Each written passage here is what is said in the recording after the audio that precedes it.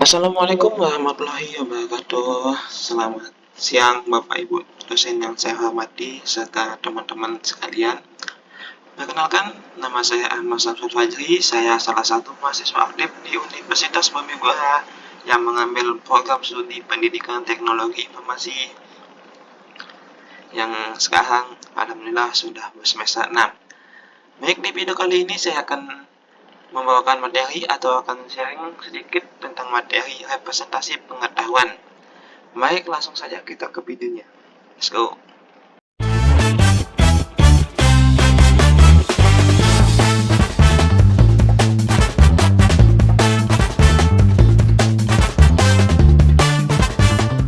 Baik, Bapak Ibu dosen yang saya hormati serta teman-teman sekalian, seperti yang kita ketahui, representasi pengetahuan merupakan bagian penting dalam sistem kecerdasan buatan atau artificial intelligence.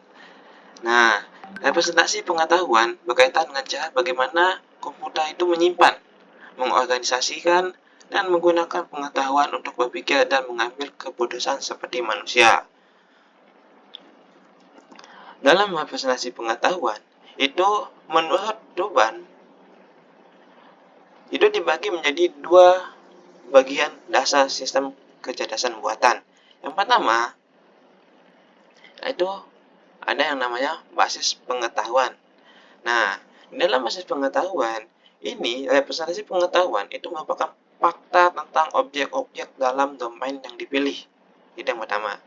Yang kedua, hubungan di antara domain-domain tersebut. Maksudnya di sini, domain-domain itu adalah perintah yang kita berikan ke komputer kita. Nah, jadi fakta-fakta tentang perintah yang kita berikan ke komputer kita itu akan diulas atau direpresentasikan oleh pengetahuannya itu. Oke.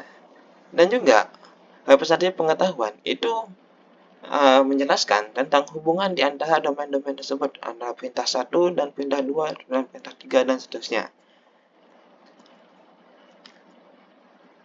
Selanjutnya itu ada interface engine. Nah, di interface engine itu merupakan sekumpulan prosedur. Ya, sekumpulan prosedur tentang bagaimana cara komputer itu menyelesaikan perintah yang diberikan. Yang kedua, yaitu menguji basis pengetahuan dalam menjawab satu pertanyaan, menyelesaikan masalah, atau membuat keputusan. Nah, setelah membuat prosedur untuk menyelesaikan masalah, nanti komputer kita juga akan menguji pengetahuan tersebut atau menguji prosedur-prosedur yang sudah dibuat untuk menyelesaikan pertanyaan atau membuat keputusan tentang perintah yang diberikan. Di sini ada karakteristik representasi pengetahuan. Nah, representasi pengetahuan dapat diprogram dengan bahasa komputer dan disimpan dalam memori komputer. Selanjutnya, fakta dan pengetahuan lain yang terkandung di dalamnya dapat digunakan untuk melakukan penalaran. Maksudnya di sini, setiap perintah yang kita berikan atau setiap perintah yang dimasukkan ke komputer itu akan disimpan langsung oleh komputer. Jadi akan disimpan semua pertanyaan-pertanyaan atau perintah yang diberikan oleh komputer itu akan disimpan di memori komputer. Nah, terus fakta dan pengetahuan lain yang terkandung di dalamnya dapat digunakan untuk melakukan penalaran, sehingga ketika kita ingin memberikan perintah lagi gitu kan. Jadi perintah-perintah sebelumnya atau perintah-perintah terdahulu itu menjadi representasi atau referensi komputer kita untuk menjawab soal-soal atau perintah yang diberikan. Nah, terusnya itu ada model representasi pengetahuan. Di sini menurut Sachnow 1989, pengetahuan dapat direpresentasikan dalam bentuk yang sederhana atau kompleks, tergantung dari masalahnya. Nah, jadi untuk model representasi pengetahuan itu dibagi menjadi 8. Yang pertama itu ada logika atau logic. Yang kedua itu ada list entry. Yang ketiga itu ada jaringan semantik atau semantic nets. Yang keempat itu ada bingkai atau frame. Yang kelima itu ada tabel keputusan atau decision table. Yang kelima, yang keenam itu ada pohon keputusan atau decision tree. Yang ketujuh itu ada naskah. Yang ke-8 itu ada kaidah atau sistem produksi atau production rule. Nah, jadi kita akan membahas satu persatu tentang model-model representasi pengetahuan ini. Kita langsung ke yang pertama, yaitu tentang logika.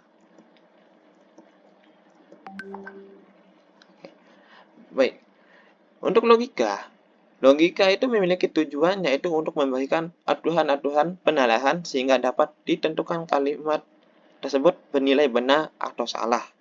Nah, jadi ketika kita memberikan perintah ke komputer, gitu kan, komputer hanya tahu benar dan salah, ya atau tidak, 1 dan 0. Jadi, setelah kita memasukkan perintah, gitu kan, logika dari komputer itu akan bekerja untuk memberikan penalaran terhadap perintah yang kita berikan. Nah, selanjutnya itu teknik representasi logika biasanya menggunakan ekspresi-ekspresi logika untuk membentuk kesimpulan atau menarik suatu inferensi berdasarkan fakta yang ada. Selanjutnya, menggunakan proses penalaran deduktif dan induktif. Disebut logika komputasional itu dibagi menjadi dua, yaitu ada yang namanya logika proposisional dan ada yang namanya logika predikat. Kita akan bahas satu persatu. Kita bahas yang pertama itu tentang penalaran deduktif. Nah, penalaran deduktif yaitu penalaran yang bergerak dari penalaran yang umum menjadi penalaran atau konklusi yang lebih khusus lagi. Nah, di sini contohnya atau penyataan premis dan inferensi. Nah, di sini itu ada menjadi dua, yaitu premis mayor dan premis minor. Itu atau penalaran yang umum menjadi penalaran yang khusus. Nah, konklusinya itu adalah kesimpulan hasil dari premis mayor dan premis minor. Di sini contohnya itu yang pertama, premis mayornya, jika hujan turun, saya tidak akan kuliah. Itu pernyataan yang umumnya. Dan premis minor yang khususnya, pagi ini itu turun hujan. Jadi kesimpulannya, oleh karena itu pagi ini saya tidak akan kuliah. Ke penalaran induktif, yaitu penalaran yang bergerak dari masalah khusus menjadi masalah yang umum atau perintah yang umum. Nah, di sini untuk penalaran induktif itu menggunakan sejumlah fakta atau premis yang mantap untuk menarik kesimpulan yang umum. Contoh, premis satunya, aljabar adalah pelajaran yang sulit. Premis duanya, geometri adalah pelajaran yang sulit. Untuk premis tiganya, kalkulus adalah pelajaran yang sulit. Untuk kesimpulannya, matematika adalah pelajaran yang sulit. Jadi di sini itu yang dari khusus menjadi yang umum. Nah, di aljabar itu akan materi dari geometri. Geometri itu materi dari kalkulus. Kalkulus itu adalah materi dari matematika. Seperti itu dia. Semakin atas dia akan menjadi semakin umum. Gitu. Selanjutnya itu, kalkulus tidak selalu mutlak. Dapat berubah jika ditentukan fakta yang baru. Contoh, premis keempat. AI adalah pelajaran yang sulit. Kenapa? Jadi, kalau dia udah ada premis yang keempat, ya itu akan mempengaruhi konklusi atau kesimpulan dari masalah yang ditemukan. Nah, itu ada yang namanya logika proporsional. Nah, jadi logika proporsional merupakan suatu statement atau pernyataan yang menyatakan benar, true, atau salah, atau false. Nah, jadi untuk contohnya itu seperti ini.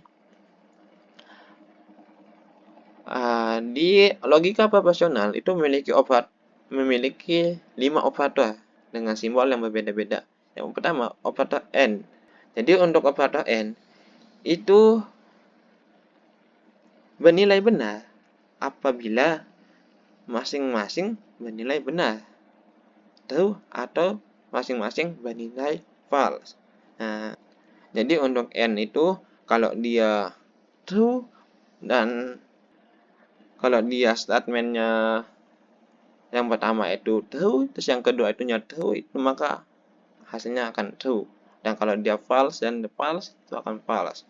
Nah, selanjutnya itu tentang OR atau konjungsi. Nah, hasilnya hanya tahu jika keduanya benar. Nah, kalau informasi A dan informasi B itu dua-duanya benar, maka hasilnya akan benar. Gitu. Selanjutnya itu ada not atau negasi.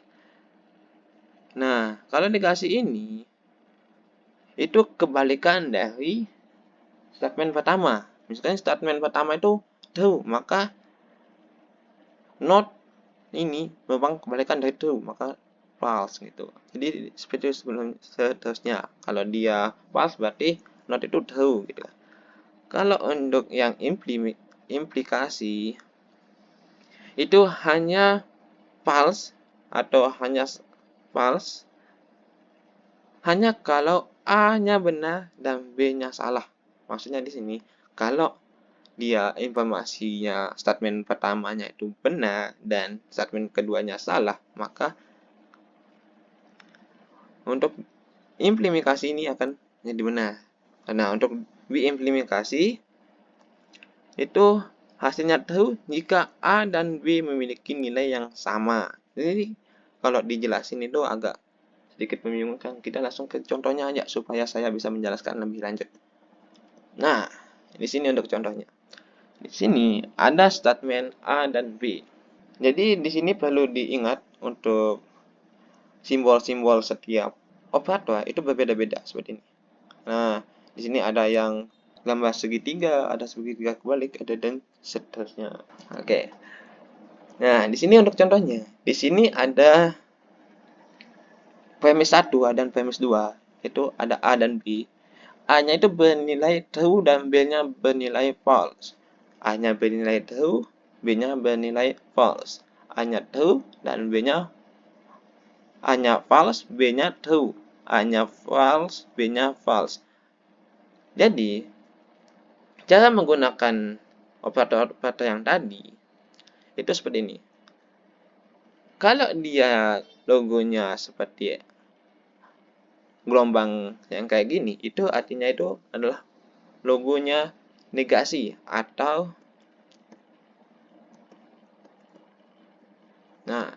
ini atau not.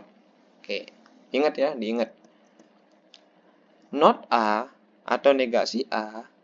Jadi di sini kan A-nya itu punya true, maka di sini itu false. Di sini true, di sini false. Di sini false, di sini true, di sini false, di sini true. Jadi kebalikan dari statement tersebut. Kalau dia pakai not A, maka di sini kebalikan dari NA tersebut. Nah, selanjutnya, kalau dia logonya segitiga yang seperti ini, itu artinya dia itu konjungsi atau AND. Nah, AND. Oke, jadi untuk AND atau konjungsi itu hanya bernilai true atau benar jika keduanya benar. Contohnya di sini. Di sini untuk statement pertama yaitu A itu true untuk nilainya, untuk yang B itu true, maka hasilnya itu akan true. Nah, jika salah satunya false, maka dia itu akan false. Dan jika dua-duanya itu false, maka tetap akan false. Beda lagi dengan yang disjungsi, yang logonya seperti ini, disjungsi. Nah, untuk disjungsi, hasilnya akan true jika minimal salah satu benar. Nah, jadi ini berbeda dengan yang konjungsi. Disjungsi itu kalau dia ada yang benar antara statement A dan B, maka hasilnya itu akan true. Tapi kalau dua-duanya itu salah, maka hasilnya akan salah. Nah, selanjutnya itu yang pakai tanda panah seperti ini, itu operator implikasi atau OR. Nah, A implikasi B itu hasilnya akan false hanya kalau A benar dan B salah. Nah, jika argumen A-nya benar, terus B-nya salah, maka hasilnya akan true. Kalau dia yang logonya tanda panah ke kanan, itu B implikasi. Nah, kalau B implikasi ini, hasilnya true jika A dan B memiliki nilai yang sama. Nah, di sini kan argumen A dan B itu yang pertama itu sama, maka hasilnya akan true. Yang di sini yang kedua itu dia berbeda, maka hasilnya akan false. Yang ketiga juga berbeda, dia hasilnya false. Di sini untuk statement yang keempat atau argumen yang keempat, dia itu sama-sama false, akan tetapi poinnya itu sama-sama salah, maka hasilnya itu akan true. Nah, jadi semoga bisa dipahami untuk materi logika profesional yang ini. Selanjutnya itu ada di sini untuk contohnya. Toyes memakai kacamata. Toyes bisa membaca Quran. Nah, ini untuk statementnya. Nah, untuk mengubah dua argumen tersebut, gunakan operator logika yang seperti tadi itu. Nah, silakan untuk dikerjakan sesuai seperti yang tabel yang seperti ini. Akan tetapi dengan soal yang berbeda. Nah, selanjutnya itu ada logika predikat. Logika predikat disebut juga kalkulus predikat yang memberikan tambahan kemampuan untuk mempresentasikan pengetahuan dengan sangat jamak dan rinci. Jadi, kalau logika yang predikat ini, dia itu akan merincikan secara rinci serinci-rincinya tentang statement kita atau argumen kita atau perintah kita yang dimasukin ke komputer. Untuk menyelesaikan permasalahan yang tidak bisa diselesaikan menggunakan logika proporsional. Jika masalah yang kita berikan atau statement yang kita berikan itu tidak bisa diselesaikan menggunakan logika proporsional, maka itu akan dialihkan menggunakan logika predikat yang dimana dia itu akan mempresentasikan pengetahuan tentang statement-statement atau argumen yang dimasukkan, sehingga dia itu akan lebih diperinci dan lebih mudah dipahami. Setiap pernyataan dianggap mempunyai predikat. Satu proposisi atau premis dibagi menjadi dua bagian. Yang pertama, itu ada argumen atau objeknya. Yang kedua, nah maksudnya di sini individu atau objek yang membuat keterangan. Yang kedua itu ada predikatnya, yaitu keterangan. Keterangan yang membuat argumen dan predikat. Oke. Contoh. Nah, ini untuk contohnya. Dalam suatu kalimat, predikat dapat berupa kata kerja atau bagian kata kerja.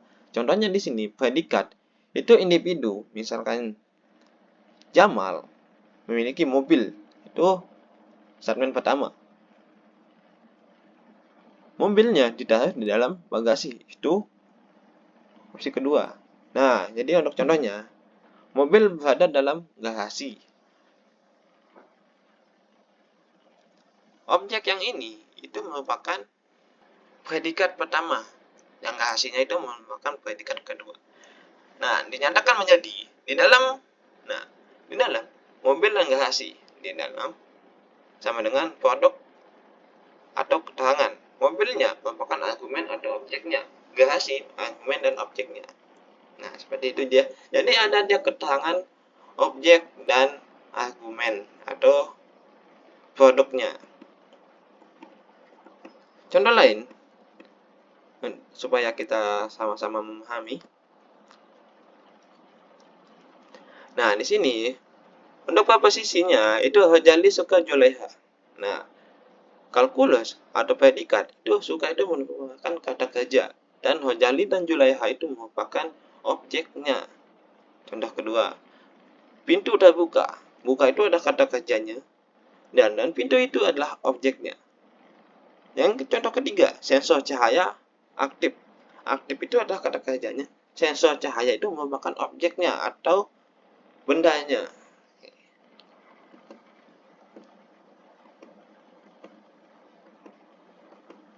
Nah, ini contoh yang tadi.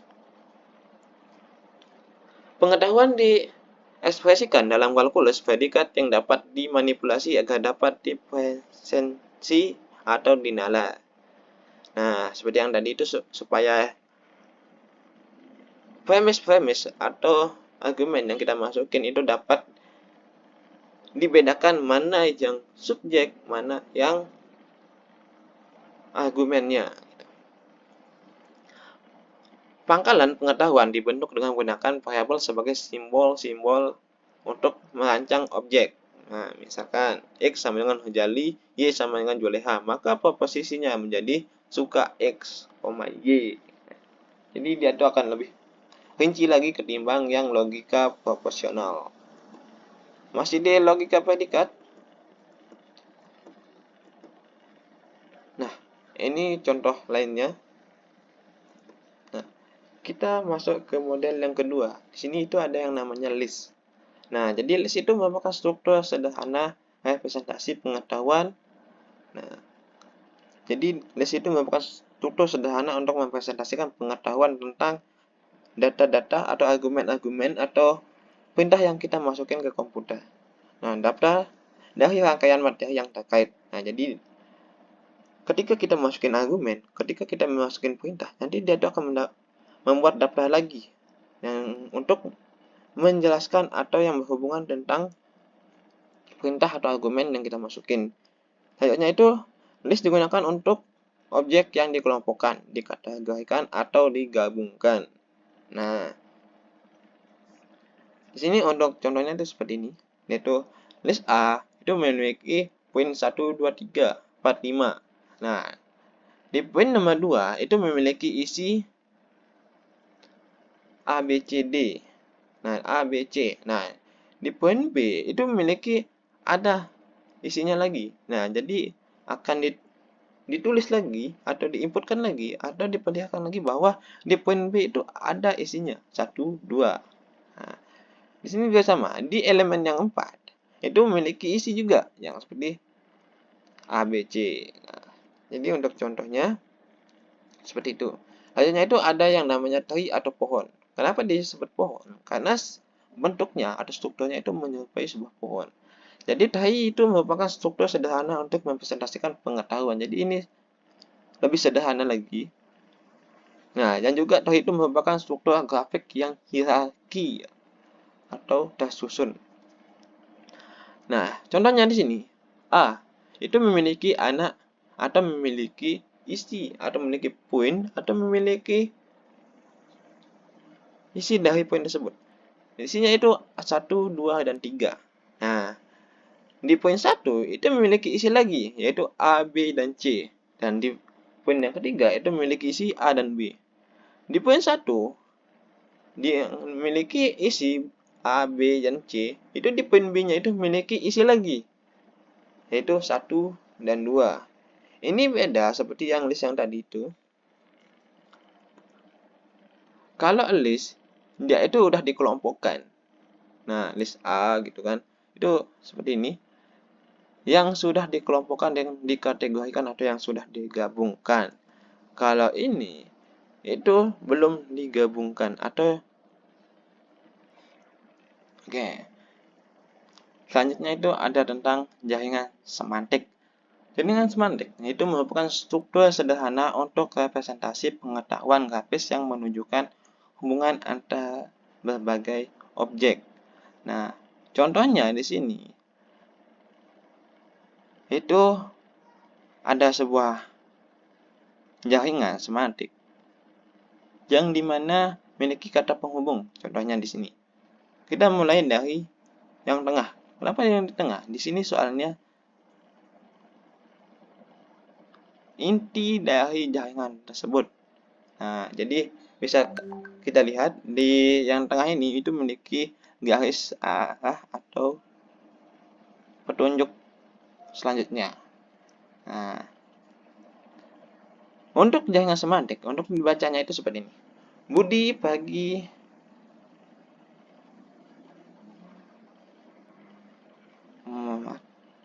Budi naik sepeda. Sepeda punya roda. Rodanya jumlahnya 2. Sepedanya berwarna merah. Nah, Budi kakaknya Ani. Ani punya baju berwarna merah. Ani adalah wanita. Wanita adalah makhluk hidup. Makhluk hidup adalah. Nah, di sini untuk yang di makhluk hidup itu tidak ada tanda panah untuk keluar. Jadi dia itu kayak janji tujuan. Jadi dibacanya sampai sini. Budi adalah laki-laki. Laki-laki adalah makhluk hidup. Nah, makhluk hidupnya tidak ada tanda panah untuk keluar. Jadi cuma sampai makhluk hidup aja. Budi membaca buku. Bukunya berjudul Si Kancil. Si Kancil adalah binatang. Binatang adalah makhluk hidup. Nah, seperti itu cara membaca jaringan semantik. Jadi, ada kata penghubungnya. Nah, seperti kata baca, pagi, masuk, punya, jumlah. Nah, itu ada kata penghubung yang digunakan untuk menghubungkan jaringan-jaringan yang ada atau grafis yang sudah dibuat. Oke, selanjutnya itu contohnya.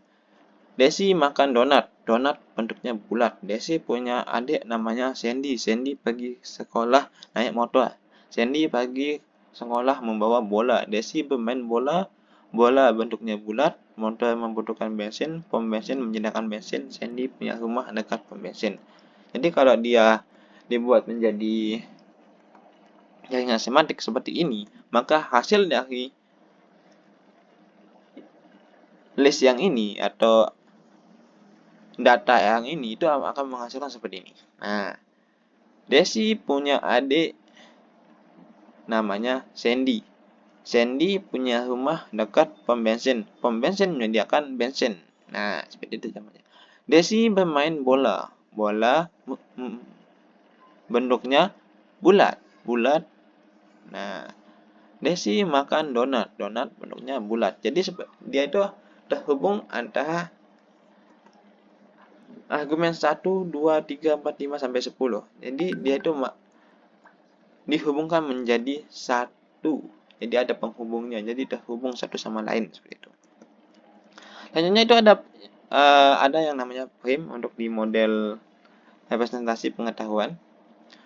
Frame merupakan kumpulan pengetahuan tentang suatu objek tertentu, peristiwa, lokasi, situasi berdasarkan pengalaman.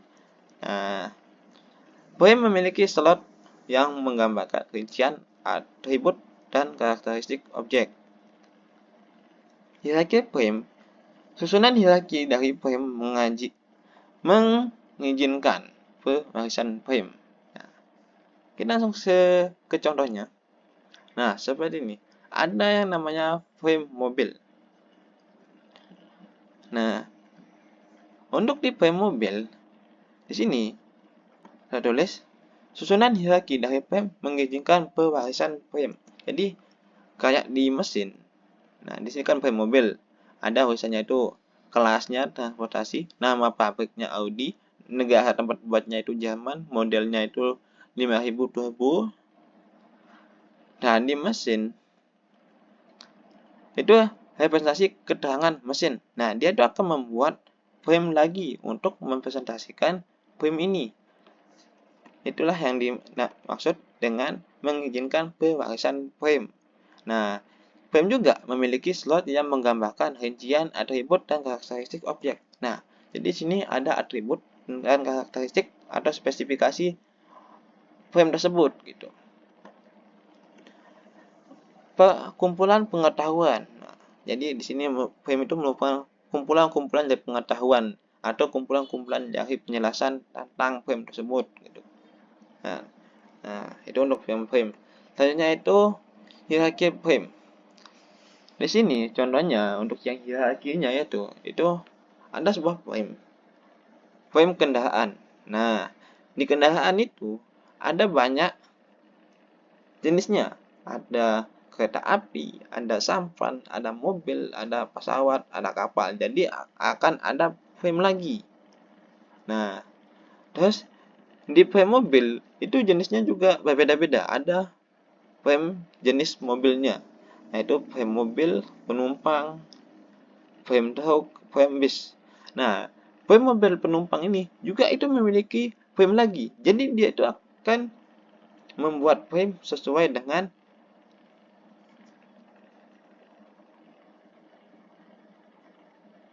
kebutuhan di dalam frame tersebut. Nah, di sini ada contoh buatlah frame dari Universitas Gunadarma. Jadi ini untuk contoh frame-nya. Jadi di sini itu ada frame Universitas Gunadarma. Spesialisasi dari universitas, institusi pendidikan, isinya itu dosen Gunadarma, mahasiswa Gunadarma, staf administrasi Gunadarma. Nah, jadi di dosen Gunadarma itu memiliki frame sendiri. Di mahasiswa Gunadarma itu memiliki frame sendiri, dan di staf administrasi Gunadarma itu memiliki frame-nya tersendiri. Jadi dia itu akan membuat frame untuk menjelaskan isi frame. Nah, seperti itu.